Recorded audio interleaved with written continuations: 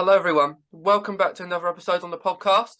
Today I am joined with Matthew and Callum, and it's going to be a really cool episode today because it's going to be nice to hear about more what they do with music and a father and son duo. So it's going to be really cool to hear more about that.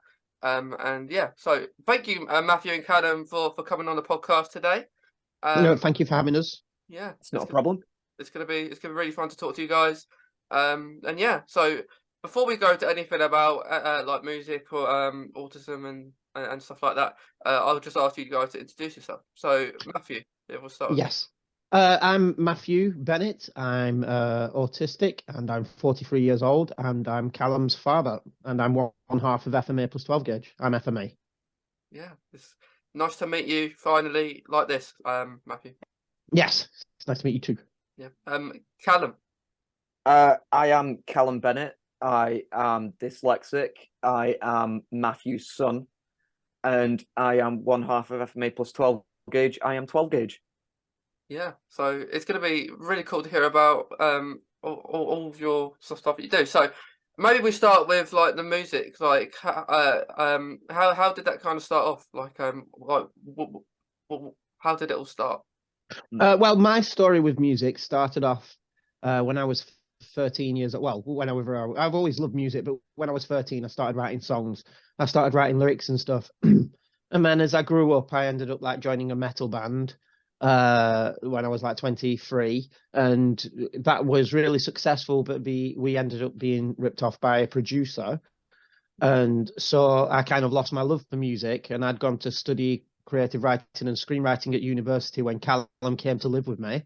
And when Callum came to live with me, his passion for music ended up dragging me back into music. And one day we got offered to do a gig together to help Callum's confidence. And like, we just did this gig. And after this gig, we kept doing more and more and more because it was so good. Like, and it's just grown beyond what we could have ever expected.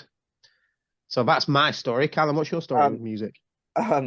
Well, how it started with me was I watched that metal band perform when I think it was 6 or 7, and I watched them perform, and it was like since that moment I wanted to be involved with music and I wanted to perform with my dad. I just didn't know how at that moment, and since then I pretty much I tried learning guitar. That didn't work. I tried to be a DJ. That was too expensive. I tried to, learn to sing. I'm tone deaf. And then one day I heard Eminem, and it kind of opened up this like realm of things. Like I just started writing from that point, mainly because writing on the back of a bus with a hat on made me feel like Eminem from 8 Mile. But quickly I realized that it was something I was genuinely enjoying doing. It wasn't just, oh, I like looking like Eminem or feeling like I'm a rapper. It was how I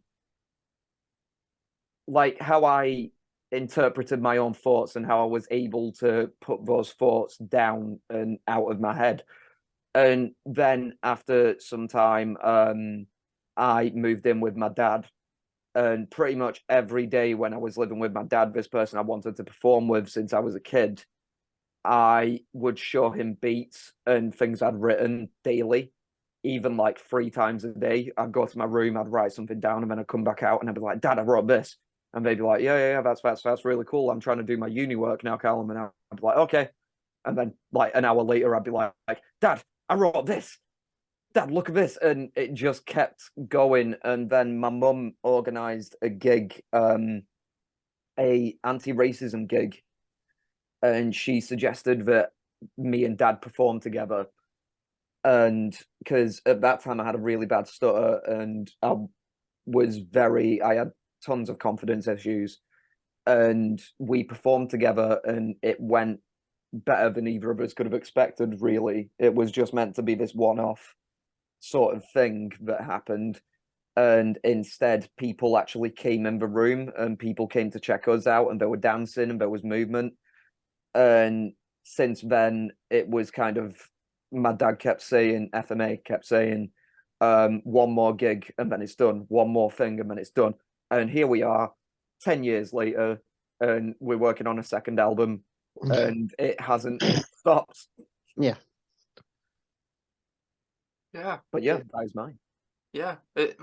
Really good stories, guys, because it comes from someone who has no idea like anything about like metal or anything like that. So it's really interesting to hear like where it all kind of started, and I think it's really cool that like you perform together like father and son, because it's quite rare, isn't it, to see that out there, like a father and son just wanted to perform with each other. Yeah, I think. you see it in. I haven't seen what we've got, but you see it in kind of novelty YouTube videos and novelty acts and stuff. And that was one thing that we really struggled with when we started. People treated as if we were just a novelty thing. And it was a real struggle to actually gain footing and prove people wrong and show that this was a real thing and not just some magic trick that we're just doing to get attention or whatever. It took a long time to dispel that that idea, didn't it, Callum? But I think it is what me and Callum have got is incredibly rare. I would love to know if there are other people which are similar in the world, because it creates a bond when me and Callum work together, because we are practically the same person, because he's my son, he's my flesh and blood. We write together in a different way to almost anyone else. We know each other on a level that like is unheard of normally when it comes to songwriters. So it really helps us out, don't it, Callum? Yeah, definitely. And like you were saying about the dispelling the rumor, I feel like whenever I mention to people, like my friends or people I'd met in college, and I was trying to promote my band and all this stuff, I'd say like, "Oh yeah, I rap with my dad," and they'd be like, "Oh, that's cute." But if you've ever watched any videos of us or any songs that we do, like there is effort. It isn't just, I come up and I back little bits of my dad's verse and isn't it really cute? And I feel like that whole thing of father-son rap duo, you immediately get that image of your head of like a 10-year-old or younger coming up on stage with his dad. Yeah. And it'd be like, oh, isn't that really cute? Yeah. And it took a while. We weren't offered a lot of, I think, metal like actual gigs that we fit into in the beginning. Yeah, that's one of the things that caused us to, not one of the things, but like if you look at what me and Callum create, it's not just one style of thing. We use all different types of music and things. The only thing that stays constant throughout the entire thing is the energy that we have and the effort that we put in and that sort of thing. But we do music to like dance songs, and we do like heavier songs, and then we do hip hop songs, and we do pop songs, and we do funny songs, and we do all sorts. We try and make every song different to the last one. But because we did do that, it did give us an advantage when it came to getting those gigs, because we weren't just one thing. We can mold our set to apply to a hip hop gig or a metal gig or a family friendly gig, or it can be, we've performed in schools, but we've performed with metal bands. We've performed at hip hop nights. We've performed like dance things at people's birthday celebrations. By creating the list of songs that me and Callum have, it's really given us an advantage when it comes to that. But at the start, it was such an issue to get started, wasn't it? Yeah. But I just went round in a circle back to where we just were. I'm sorry, I apologize. Yeah. So yeah. Yeah, like I think anything, whenever you start something, it's quite difficult, isn't it? At the start, like it takes time to get used to it. Especially like at the start, if you weren't used to doing stuff together, like in like a band like type vibe. It takes time and confidence as well. Like you spoke about confidence earlier. Like it's really important, like confidence, because like with yourself, Matthew, like being autistic, perhaps. Like maybe at the start, or any time, like when you perform, like with you being autistic, does that impact like with amount of people watching you and stuff like that? Well, it does, but not in the way that you would expect. I am more comfortable up on stage, and I am talking to a single person, because up on stage, everything is in my control, apart from if the power goes out or something, but everything is in my control. Me and Callum have spent hours and hours writing these songs. We've practiced them just crazy amounts. like when it comes to people on stage, but no, it's not like a single person, as I'm sure you know. Like when you talk to a person, you've got to worry about eye contact, you've got to worry about body language, you've got to worry about what they actually mean with their words and why have they paused there, did you say something wrong, or maybe like they're thinking about something else, or like, do you know what I mean? And there's a multitude of things to think about during normal one-to-one social interaction, but when you're up on stage, all that disappears because it's no longer one person, it's a crowd, and a crowd is like an organism itself, and a crowd is either in one of two states. It's either not having fun or it is having fun. And so when you boil everything down to this just simple, it's good or it's not, then everything becomes really, really easy. So autism does impact how I feel on stage, but like completely not in the way that you would expect it to. Yeah, I completely understand it, because like I'm like that in a sense, not a, of course, music sense, but perhaps, like, you know, if you're in a canteen and people are eating, I'm happy with that. Like I'm happy with like a load of people, because I can't control that. But if it was like one or two, three people, that impact me more, because like maybe the noise they're making.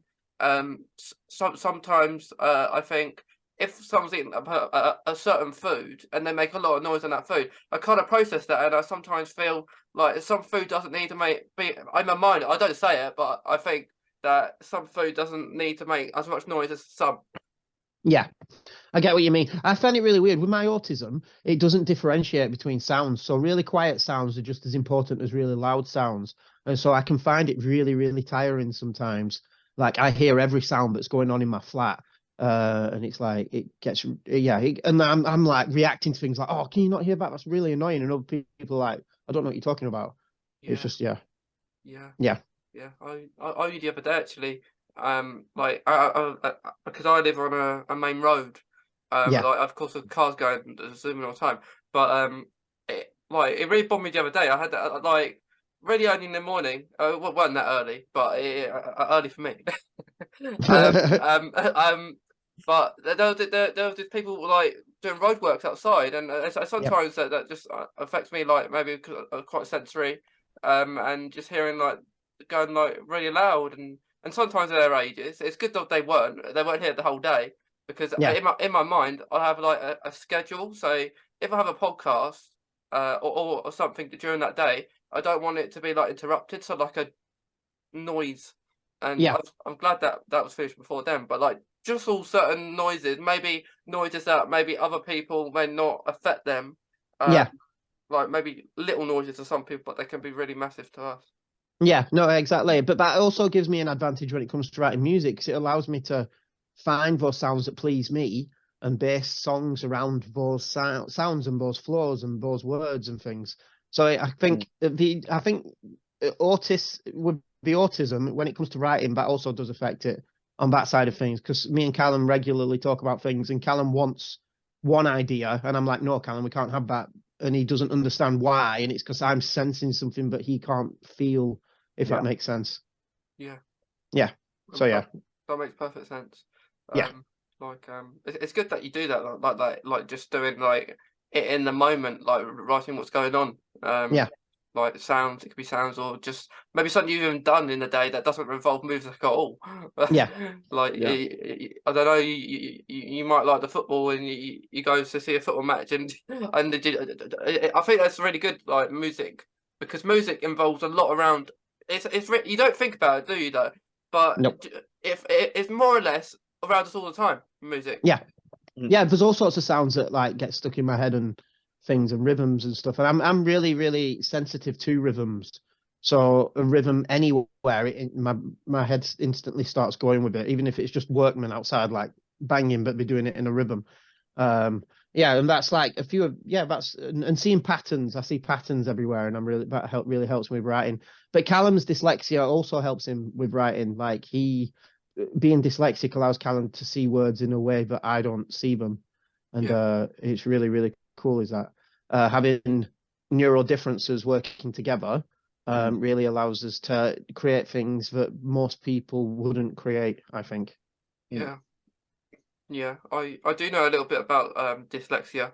because my mum has it, and I'm always happy to help her with spellings and stuff like that. So like it's quite hard to understand as well for some people, Yeah. because like perhaps like it for her is like a lot with the what's the wants and stuff like that, getting them mixed up. Like what is it for you, Callum? Like how does your dyslexia affect you?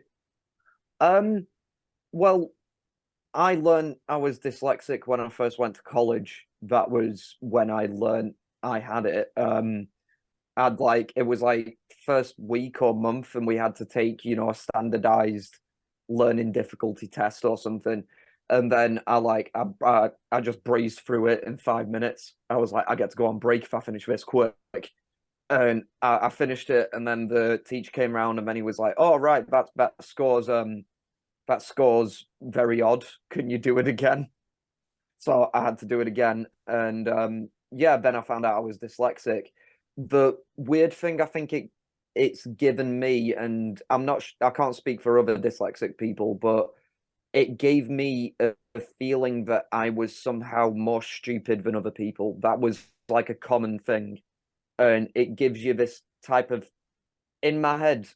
It gives you this thing of, you know, no, I want to spell that. I can spell that. You know, you don't really comprehend what it's actually doing in my case.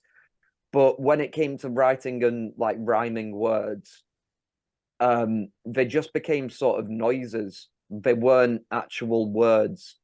They were, this noise sounds like this noise. This part of this word sounds like this part of this other word.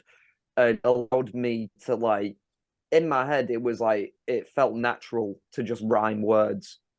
It wasn't sort of, I don't know, like a struggle to do it. It just felt like the thing that my mind was meant to do.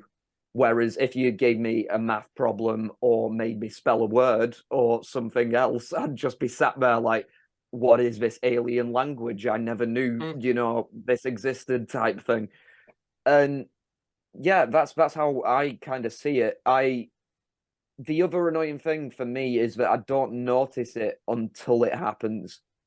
It like when I hear, you know, you two talk about social interaction and how that's like a prevalent thing.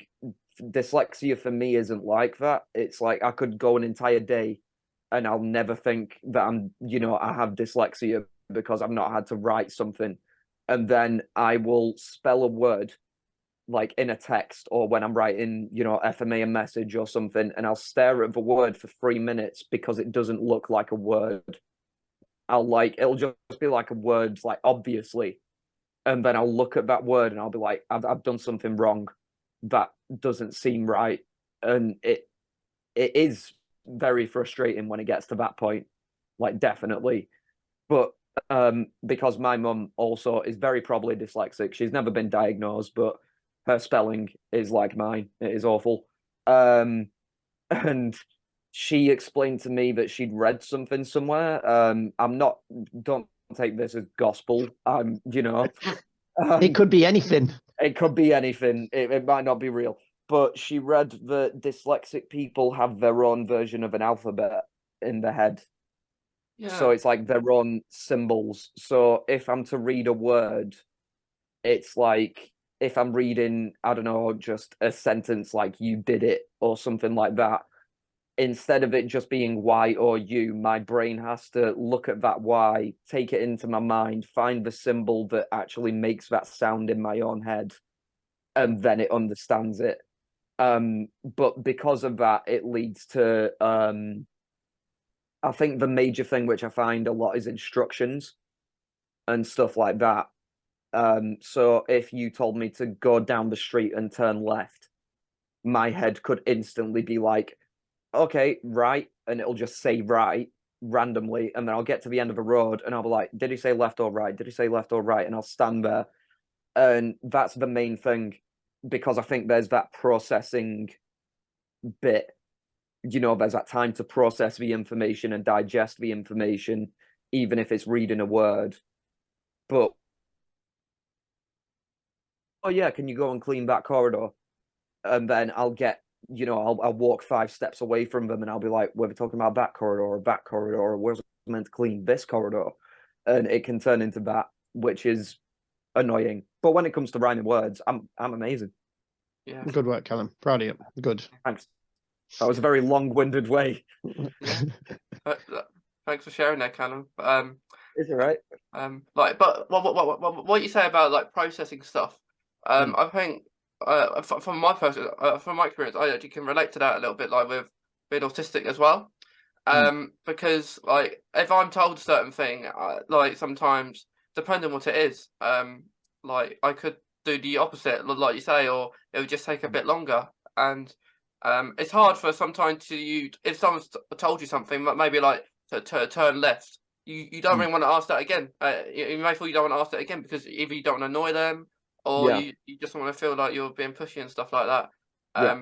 But I think anyway, if we didn't have if you didn't have dyslexia or autistic, I think it's hard anyway because like everyone, like my right will be your left, or it's really hard because we all don't have the same right side and the same left. It's like opposites, so it's quite complicated. Yeah, depending on which way you're facing. Yeah, it's like one of the things that I remember Dad teaching me when I was really young was, you know, triggers on a game controller.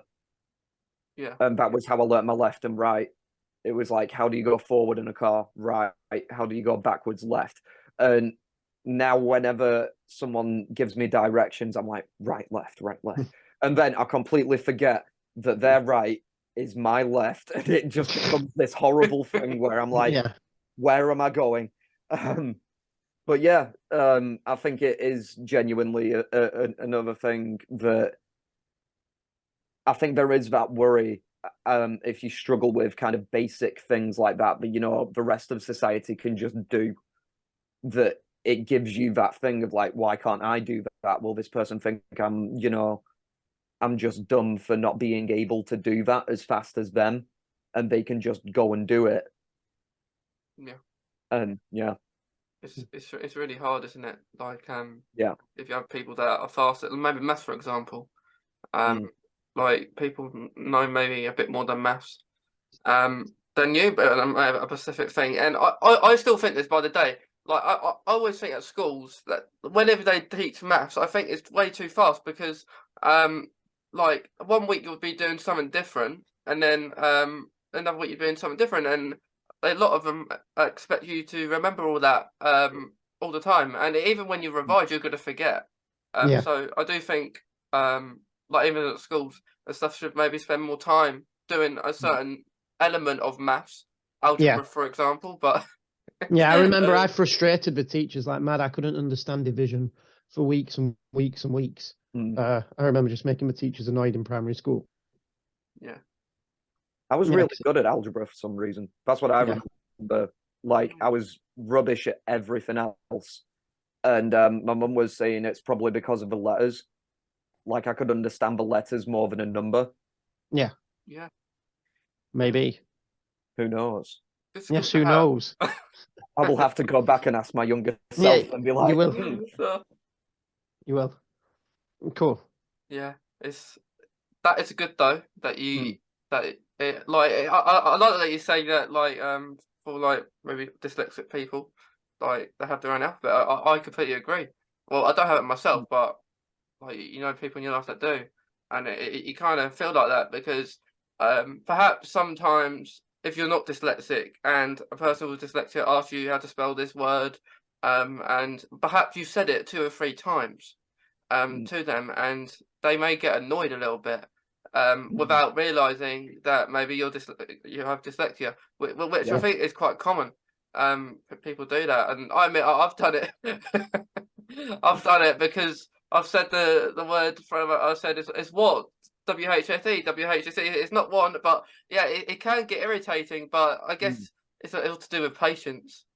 Yeah. Oh yeah, definitely. I think I also think that a lot of people are dyslexic. They've just never been diagnosed with it, like because it can form in like tons of like weird ways. Because the one thing I remember was I read a lot as a kid. Like my mum would buy books and she read to us, and then I started reading.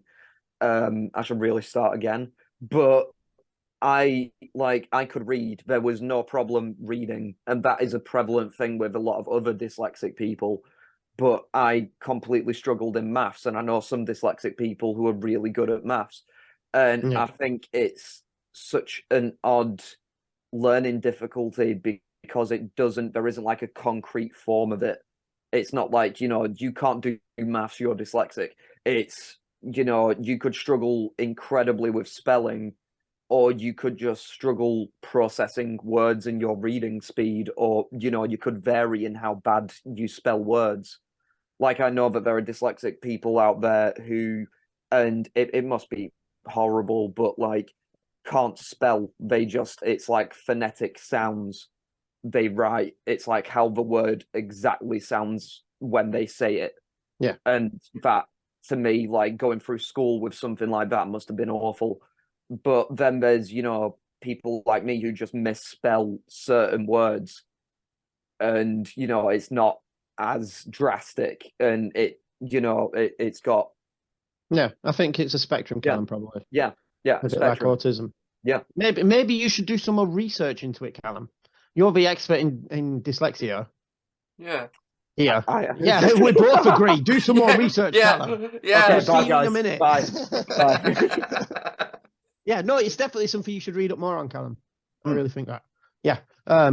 Yeah, because out of dyslexia, I don't see from a lot of people talking about it often as much as autism actually.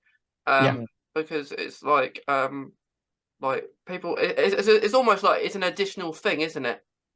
It's not just on its own. Like, so a lot of people have something else, I find, and stuff. But like you spoke about reading, and for me in reading, like, I would lose a lot of concentration. So say we're reading a book in class, and I wouldn't read it. Like, it matters if I'm like interested or not in it. And what I would be thinking, especially if the teacher's reading it, like, they read it so slow, and then when they read it so slow, it just bores me. And then I think what I'm doing after school or something. I would, when I was at school. And then the trick that I would do is, if they asked me, I would just I wouldn't say, I would just read this random line in the book, and and then so Mason, we're not on that page. We're like 5 pages ahead.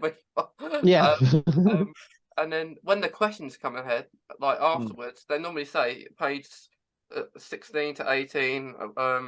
What's the name? Did what? Like, what's the answer? And I would just proofread it. I'll be able to do that, proofread it, and I see what's on the question, and I answer it that way. But yeah, for me, reading was it matters if I'm interested in it. But even if so, I prefer if it's like audio. If something's like read to me, maybe computer wise, not then an actual person.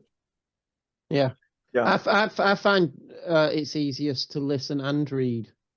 I can't, if someone's just reading something to me, I can't do it. And if I'm just reading something, I kind of don't take the information in. But if I'm hearing it and reading it at the same time, I can follow. For some reason, I don't know why. Yeah, like I think like with music, actually, that helps me actually concentrate if I'm listening to like, normally, like, because we spoke a little bit about Doctor Who before we started, about the TARDIS back there. I will listen to like Doctor Who soundtrack to concentrate me. So normally, if I do a podcast like today, I will listen to music like Doctor Who. It might be Doctor Who. I listen to a lot of soundtracks because I really like soundtracks. And it will just make me concentrated. And if I don't listen to it, I'll just won't be determined to write what I want to write. So yeah, and I think especially like in every environment, I think like every workplace, every like school really should allow people to have music on. I think because it does really help. Well, yeah, honestly, I just think school should be banned. I hate school. Yeah. I think school does a lot of damage, and it doesn't teach people the things that they actually need to know. I think it's a very cruel place. I'm sorry, I've just hijacked your podcast now to do a political speech about my hatred of schools. I apologize. But I think school does a lot. There's no leeway there for different kids, or different passions or whatever, you all get put in one box and you're all meant to look the same and study the same things for something that you're probably never ever going to want to do. It's Yeah. such a strange environment. Yeah, because because they're not even, when I was younger, like, because I'm 43 now, when I was at school, it was still hard work, but now it's like even worse. Because like when I was there, I could show my teachers my stories and stuff, and they'd be like, "Oh, that's really cool. Now do your work." But they could see there was actually something going on. But it's like the teachers are so swamped, there is no time for any of that. It's just you've got to do this nonsense that we've been told to teach you. It doesn't even make any sense. So yeah, if it was up to me, I'd rewrite the entire curriculum and probably banish schools forever. Yeah. There's masses of children cheering now out in the streets. Yeah. Yeah, I completely agree with saying that for like a while as well. Like schools the whole thing needs to be changed. Yeah. Like it's silly. Because like I went like primary school. And then of course we were at primary school, but and then I did go to a mainstream school for a year, and then I went to like a special needs school for people who have autism. So Yeah. like, which was actually really good. And before that, it was absolute hell. Like at mainstream, it's just a lack of understanding. It's really bad. And me then, we had no confidence at all. Like I didn't have confidence about anything. And then like the way teachers speak to you is like it's like you're a bit of dirt. Yep. And me now would be, but would be definitely putting something down there, like saying something back, because I don't think it's right. Like if someone talks to you in a bad way, you should have the right to say it back, even if it is a teacher. And if you do, you're in the wrong because you're a student and they're a teacher. Yeah, well, I saw you wanted to say something there, Callum, but I jumped in first. Well, I think one of the issues we've got, and this also goes for parenting, it's that adults don't treat children with respect. Adults treat children as if they're to be talked down to and not as good as adults, and children automatically don't know as much as adults, when sometimes it's the opposite way around. And teachers and adults should be speaking to kids as if we're on an equal level. And because children learn from the adults. So if an adult is honest and is hardworking, but is also ready to admit mistakes and admit when they are wrong, then the children learn from that. But adults don't do that, do they? It's always like, I'm right, you're wrong, this is the way things are. And one of the things that I did with Callum when he came to live with me, because I've had a very, very troubled childhood. I wasn't diagnosed with autism until I was 36. So all that time before was just spent creating new addictions over and over again because of the sensory input. I didn't know I was struggling with sensory input. So being sober to me hurts because it's like all the bright lights hurt, all the conversations hurt, all trying to fit into normal life hurt. So I'd just be like numbing the pain constantly. So one of the things that I did do when Callum came to live with me was be very honest about every mistake that I'd done and say, this is why you shouldn't do it, because like this is what happens. And when you give someone the knowledge, like real knowledge, not an advert on TV or a picture going, oh, look, that's what will happen if you smoke too much. When people have real knowledge and can ask questions and can actually communicate, then they learn a lot more. But we've got this bridge and we've got this point where adults and kids, they are not equal. And so it causes this huge disconnect. You've got all these kids thinking, yeah, it's us versus them. When that's not the case. We've created that environment by thinking that we're too intelligent. Go on, Callum. I will allow you to speak now. Thanks, Father. Yeah, I agree with that. The other thing I think is that I think teachers, in general, I think with the amount of work, because when I went to school, teachers were, swamped, and they're even more swamped now. But I think that they don't have the skill set that is required to deal with individual people. It's very sort of, this is how you teach an entire class this thing that's going to come up on the exam, because the board wants that bit. But what they don't think about that one kid who might be, having this struggle, and then that kid just gets moved down a set, or gets this kind of reinforcement that they aren't as good as the other kids. So then it becomes this whole thing of like, oh, you're in a lower set, you're with the bad kids, or you're with the dumb kids, or you're, all of this stuff. And then the, teenagers interpret that and like keep that going in their head. And then it just becomes this thing where it's like, why do I even want to go to school if Yeah. I feel stupid in the place where I'm meant to be learning about things? Yeah. So, and I think in general, school doesn't encourage learning. No. Like everything I learned about songwriting was through listening to music and writing on my own and failing repeatedly, and then coming and living with my dad and having someone who taught me, but practically taught me all of it.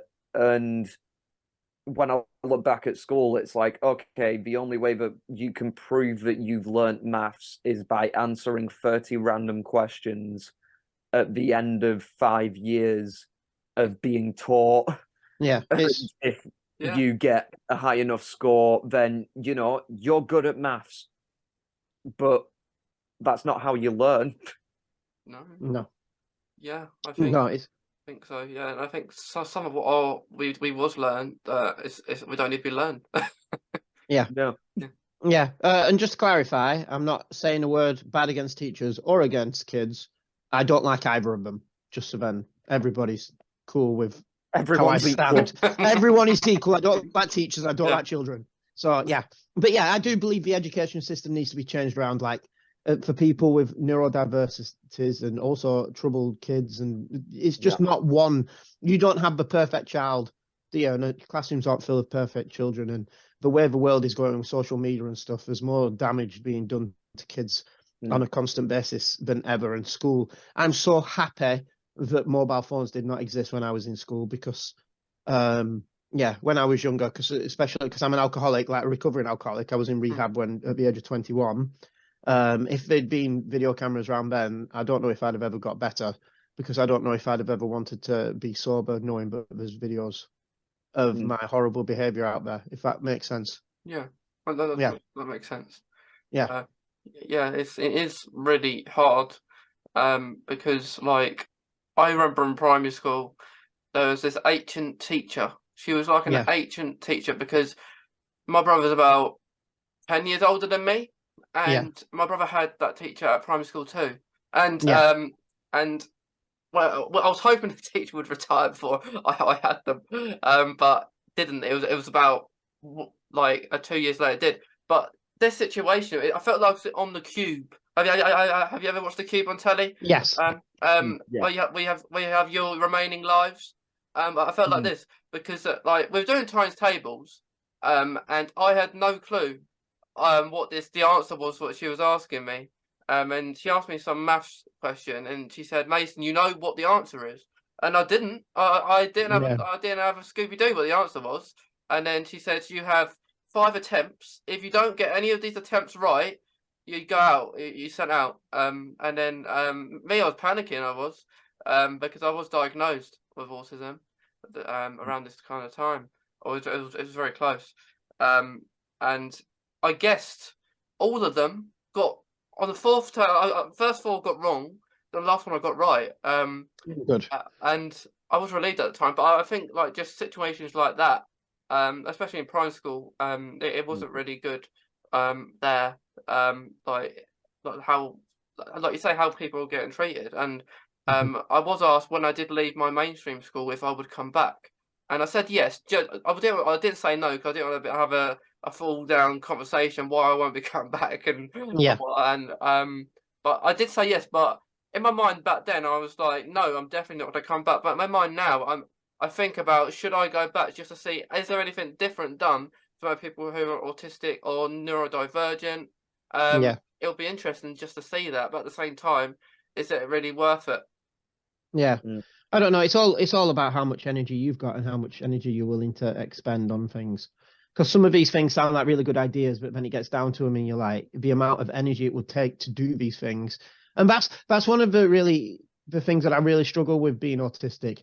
It's like in my limited energy, certain things I have unlimited energy for, but then if I'm spending time with someone in the day, that is the only thing that I can do that day. Do you know what I mean? And then like if I put an extra thing on top of that, then we're going to really tired levels, and then another, then it's dangerously tired levels, and I'll have to really spend time recovering. But like when you try and explain that to someone who's not autistic, it can be really hard work, 'cause you can be viewed almost as lazy or not putting in as much effort as other people, because you just cannot physically do what other people can do.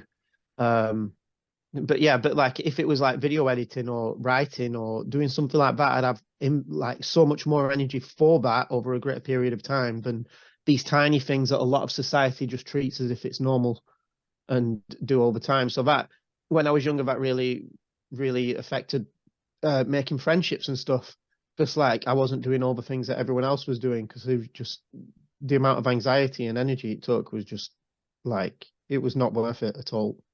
But then that has a horrible knock-on effect, doesn't it? Where people think, oh, you're just being arrogant and they don't want to spend time with you. And yeah, it's just annoying. Yeah. It's hard work. I think, yeah, I was the same. Like making friends is really hard. And like, yeah, it's crazy when you learn about more neurodiversities and stuff. You find that like, people struggle with so many different things, don't they? Like, and it's just madness, because the Neurodivergent Crew, which is how you found us, it's like a collective of neurodivergent artists that we've got together. Like it's me and Callum, so dyslexia and autism, but also our producer who has ADHD, and also our mixer and masterer who has DID, dissociative identity disorder. And all the things, when we talk as a group, like all the things that we struggle with, it's just crazy, like everything, and the loneliness and the struggles and things. And it's so strange, because when I was younger, none of that existed, not a single bit. It was like autism was Rain Man. Autism was a genius who could work out cards or paint these amazing pictures, or look at a city skyline and be able to paint it from memory and stuff. That was what autism was. And then like the older that I've got, the more prevalent all these different things have become. And it's just been, yeah, the world was not built for people like us. And so it's kind of like a struggle, isn't it, now to get anyone's, like, to make this little bit of headway into a society that's been built for so long to fit a certain type of person. Because everything revolves around it, like TV, nightlife, clothes, shopping, everything. And it's so hard to find. Oh, like, yeah, talk about shopping. Like, so this hoodie, this is from a place called Born Anxious. They do sensory clothing, which is nice and stuff. But it's one of the few ones that I've seen. It's not like a common thing, is that? Do you know what I mean? Yeah. And people just expect all clothes to be one way. Yet these guys who make this, like every item of clothing that I've got from them has been perfect. I haven't needed to cut out the label or anything like that. But it's just like tiny changes that you don't think about and that aren't really discussed and stuff. We were just talking about neurodiversity, Callum, and like how when I was younger it didn't exist. And now it's like everywhere, but even though it's everywhere, the world hasn't seemed to fit in for everyone. Yeah. So like dyslexic, there's like fonts for dyslexia and stuff now, aren't there? Yeah. And all sorts of things, but they're still not super prevalent. And like, because I was talking about the Neurodivergent Crew, Callum, ADHD and DID and stuff, but it's like, as we've discussed, the four of us, there's all these things that we've struggled with, but society still doesn't take into account for. Yeah. Yeah. It's. I think it's also like school, though. They're trying to. Oh, we're back on school. We're not going to end with school. No. Down with school. This is a down with school podcast. Yeah. Jason. Yeah. If school is not cancelled forever after this podcast, we have failed. Yeah. Callum, you got to put your hand up, remember? Oh, yeah. That is true. That is true. Yeah, but like the thing I think is that like they're trying. School and everything else just enforces you to be one way, and that's where neurodiversity doesn't compute, because everyone should have the same reading level, everyone should have the same processing level, everyone should interact the same way, everyone should be able to socialize in the same way or in, you know, everyone should have these ways of being, that everyone should be that level. And I think that's where neurodiversity doesn't fit. I think society and the world wants people who can easily go to work, easily go out on the weekend, easily, you know, do all of these things. And the fact is that, as I think everyone's coming to learn, there are just people who can't do it the same. And that isn't a bad thing, but I think it requires the whole of society to kind of just stop and be like, yeah, we all need to adjust to this, because the fact is that there'll probably be people in their 50s or 60s who struggled their entire lives, have not said a single thing, and they'll be neurodivergent. Yeah. Yeah. My hand is lowered now. Yeah. Okay, good work, Callum. Proud of you. Thank you. Yeah, I like the like I think with that, I always say it could be a whole subject, really, couldn't it? Like being neurodivergent, and I think it'd be much easier if now people are taught that early, or it could even be like just a quick 10 minutes of people's day learning about something, because that helps growing up, because that's the reason no one really knows of it, because you're not unless you got it yourself, you're not gonna know, and it's the reason why you don't expect people to know. So it's not a surprise when you hear someone that doesn't know of it. So it is like that. But yeah, I think it's really good that, like, with your crew, that like everyone has like a bit a difference about them, and I think that's a really good thing, because like we said at the beginning, it's quite rare for a father and son duo, but it's even more rare to have, like, everyone has their own piece of to be neurodivergent. So that I think that is amazing. Yeah, thank you very much. Thank you. It's just I think neurodivergent people are drawn together because we feel and we see the differences in each of us. We know that it's, I don't want to say normal, but another word for normal is average. We're not average. Do you know what I mean? And that's what I think, that's why we're drawn to each other, because you can see that. Yeah. There you go. Yeah. There you I go. was just insulting all the neurotypical people. You're not normal neurotypical people. You're just average. I apologize. Neurotypical people. So teachers, kids, neurotypical people, down with them all. How many are you going? Yeah, and next is you, Callum. Oh, wow, thanks. But yeah, I do think it is genuinely as well kind of insane that a father-son rap duo formed, and then off of the back of that, both people in that father-son rap duo are neurodivergent, and from that father-son rap duo, we found two other neurodivergent artists who completely complement both of us, and we complement them. It's like, I think that it is a really crazy coincidence, I think. Yeah, it is. I think it, yeah. Yeah. I'm just going to say yeah. Yeah. Because we didn't go into, okay, I'm going into it. Because, like, with creativity, like, me and Callum have learned that, like, creativity works in really, really strange ways. So one of the things we've learned is that, like, if you are dealing with issues subconsciously, no matter what you create, you will start creating things that deal with those issues in your mind.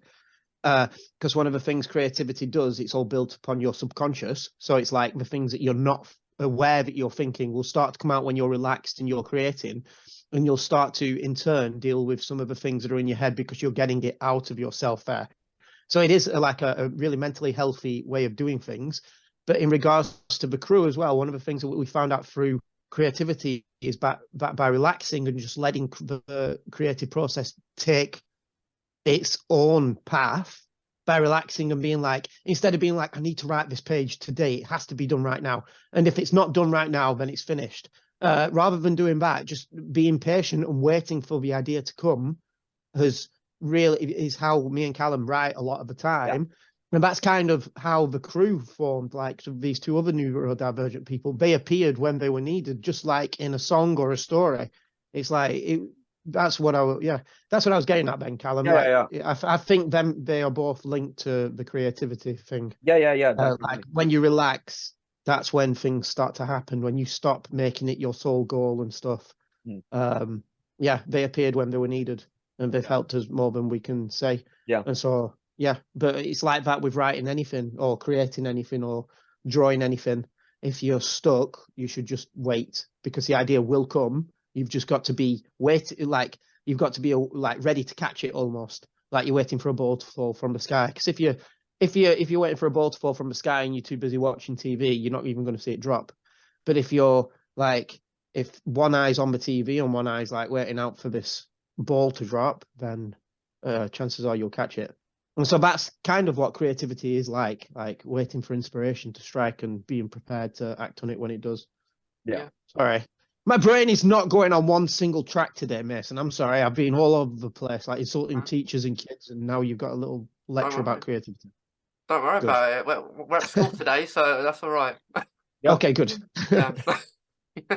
I was quite interested. I wanted to ask you guys, because Matthew, you're FMA, and I think Callum, is it GMA? Is that right? 12-gauge. Okay. I was just want to ask, where do these names kind of come from? Do they have a meaning to them? Do they stand for something? I just wondered. Yeah, well, the metal band that I mentioned right at the beginning was called For My Anger. And so the initials FMA are what I use, because when it came to that first gig with Callum, we couldn't think of a single name to use. And so it was just like, oh, what should we do? And it was like, use the initials from my old band, because my old band was 2 vocalists and we did interweaving vocals and it had loads of energy and stuff. And what me and Callum do is not the same, but it's taken the same philosophy of energy and the interweaving vocals. So yeah, that's why I call myself FMA. And Callum? Yep. My middle name is Gage, and 12-gauge is a type of shotgun shell. But your middle name is spelled G-A-G-E. G-A-G-E, not G-A-U-G-E. And pretty much I got the name when I was starting to think I wanted to be a rapper, and a friend of mine at the time, I was struggling to come up with a name. And they just turned around and went, oh yeah, your middle name's Gage, put a 12 in front of it. And it just stuck. I was just like, yeah, cool. Yeah, it's that. Yeah. So that's how it all came about then. That's quite interesting, because it's good that you have your own kind of band names, because perhaps you might want to keep it private, that your name sometimes when you're out there. Because quite personal, but yeah, it's great how you decided to create your names. Yeah. It's good having different. It's almost like it's not me. It's not Matthew is FMA. FMA is a person who gets up on stage. That's the performing side of things. So it's good to have the pseudonym, because if it was Matthew, I don't know. That might be a bit weird. I wouldn't be able to just come down and be Matthew again, if that makes sense. Yeah. Because I would be Matthew all the time. It's kind of like a character. I see it, but you kind of step into. It still is me, but it's a heightened version of me. Yeah. We like to call. Go on, Callum. Sorry. But if I was that version of me all the time, I don't think many people would want to talk to me. No. I wouldn't want to talk to me if I was that person all the time. Yeah. But yeah, it's just that person who can get on stage and, scream at a crowd or get them moving or stuff like that. It's what you kind of, for me, it's what I need to step into to be able to do the live shows. And then when I'm off stage, I'm completely, that person goes away again. Yeah. So with these live shows, how often do you guys do them? Was not really. Okay. I was just going to say how it's like playing characters and things. Yeah. But which it is, but it's not. That's it. I was just going to go on another tangent, Callum. I don't want to go on another tangent. I'm fine. You explained it well enough. I don't need to go on another tangent. I apologize. Okay. Right. Yeah. Yeah, because it is. I think it's like it's good that you do stuff that you enjoy though, because Yeah. like you enjoy performing. Like it's probably if you've had a bad day, it might be good for you just to go out there and just perform because it like just maybe it makes you feel a bit more relaxed. I wouldn't say it makes us feel relaxed. Mm. It's the exact opposite. It's cathartic. The energy that we Oh put yeah. in on stage, Yeah. we're dripping with sweat by the end of it, and our voices Oh yeah, uh, yeah. are sore and stuff. But like, it's so cathartic. It's like you get wound up so much, and it's like you go on stage and scream it all out, and it just all disappears. And Yeah. I find it's to me, it's a little like stimming. Because it's quite painful. Is doing what we do. It hurts. It's not like an easy job. Because of the stress and strain that it puts on your body. But afterwards, it makes me feel so good. But yeah, I genuinely think it's like a stim. I enjoy screaming. I think screaming is one of my stims, like being loud and shouting and stuff. And like going up on stage is a completely respectable way of doing it rather than doing it in the street. Yeah, as much as you want. Yeah. So yeah, I think that's what's going on with me partly when we're on stage. Yeah. Yeah. Sorry, I just had the mental image of you stood outside the flat, Dad, just screaming. Shouting. I know. But yeah, I kind of view it in a different way. Like I do find I enjoy doing it. I wouldn't do it if I didn't enjoy doing it. I don't find it relaxing whatsoever. Yeah. I get off stage and I feel like I've been hit by a truck. That's how I feel after I get off stage. I have felt better after when I was a teenager and I'd have like a night of really heavy drinking and stuff. And I woke up the next morning. I have genuinely felt better waking up hungover than I have after waking up from a gig. And I think it's that as well, but that tells me that I've put in the work and that I did good because it's also kind of got to that point now where I've said to people, if I'm not sweating in a gig, it feels like I'm not performing at this point. Yeah. Yeah, I can. I think that's good. Like, it makes sense that you don't feel relaxed because, like, of what metal is. Yeah. Must be really tired. Like, you'll be very tired after, like, you've done it and that.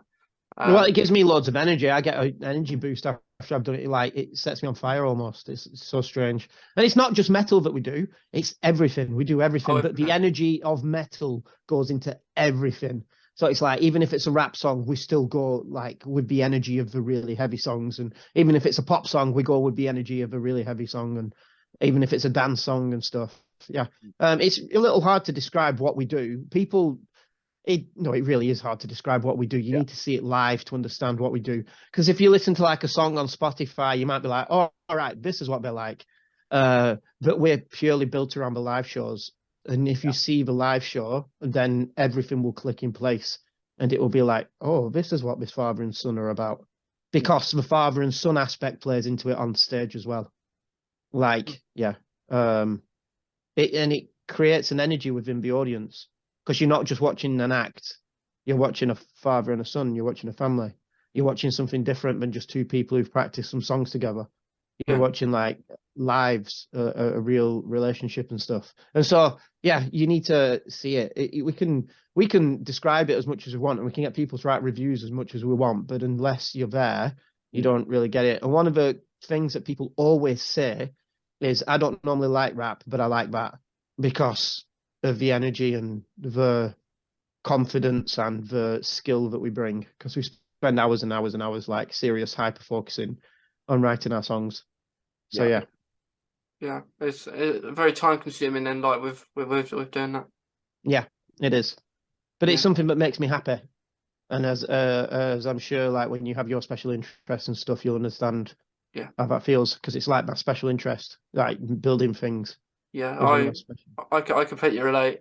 Like with like Doctor Who is my special interest, so I do it everything around it. I even did a last year I did a series on here on the podcast. Cool. With Doctor Who and autism, and Cool.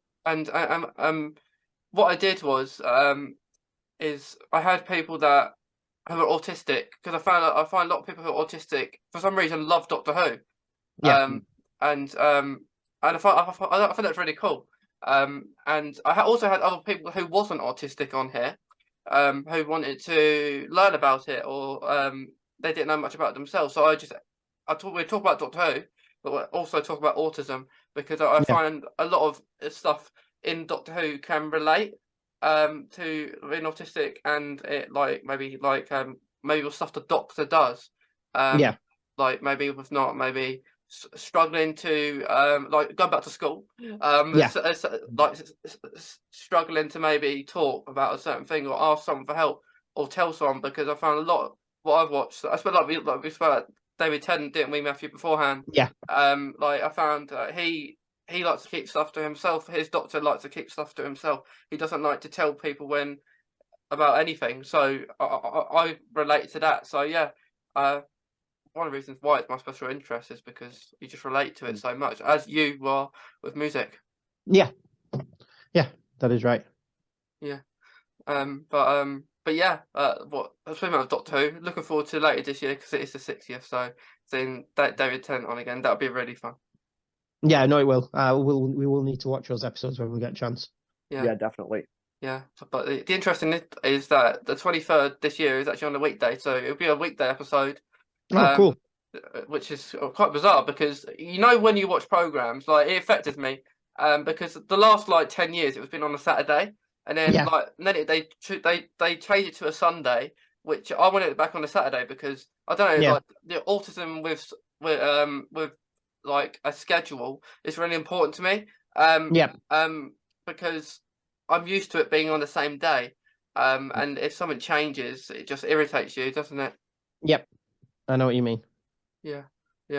But before we go, guys, because we've talked a lot, and we could talk about more about school, and I think I might get in trouble if I keep talking about school. I don't think I'll ever be allowed into a school again to give a talk.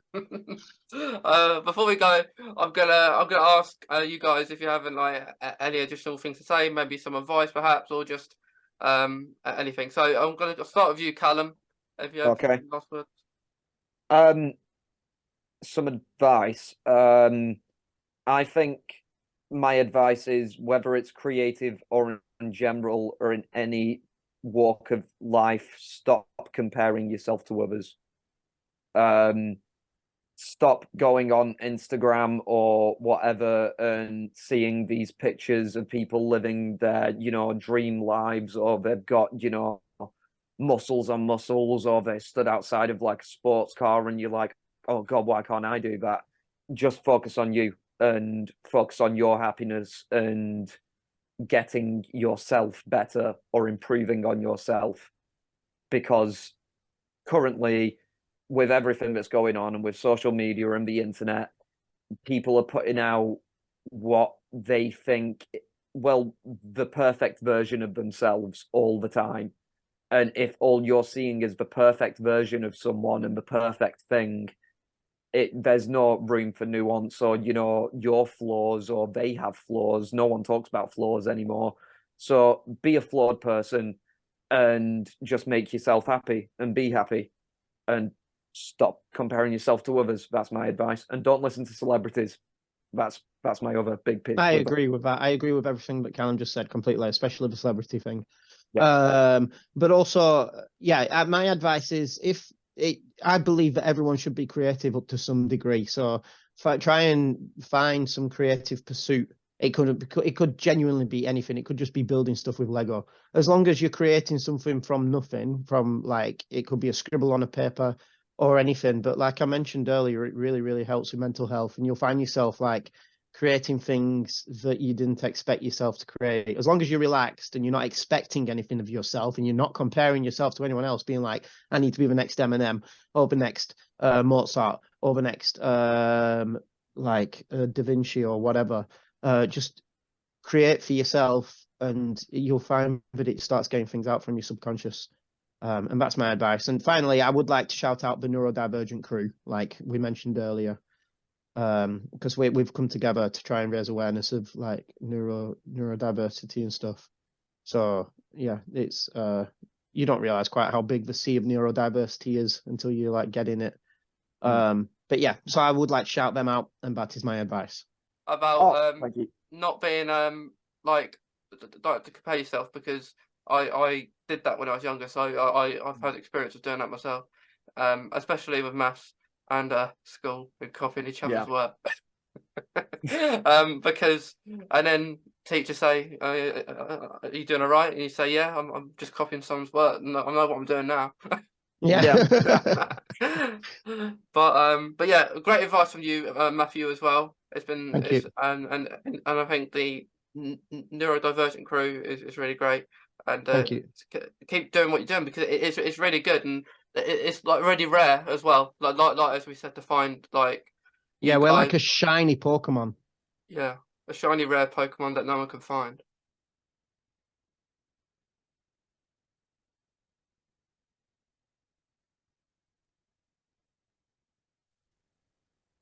Yeah, You froze then. Sorry, Mason. yeah, Go on. yeah. I did froze. Yeah. I'm I'm back now. But Okay, good. But yeah, to anyone else who's watching and listening, please go and check out Matthew and Callum and the Neurodivergent Crew. Yeah, so FMA12gage and the Neurodivergent Crew. Yeah, and thank you so much for having us on, Mason. We've had a really, really thank good you. time. Your podcast is awesome. Thank you. Yeah. Thank you, Matthew and Callum, and yeah, it's been really great speaking to you. And I'll yeah, thank you again, and have a nice rest of your day. Yes, you too. You too, mate. Thank you.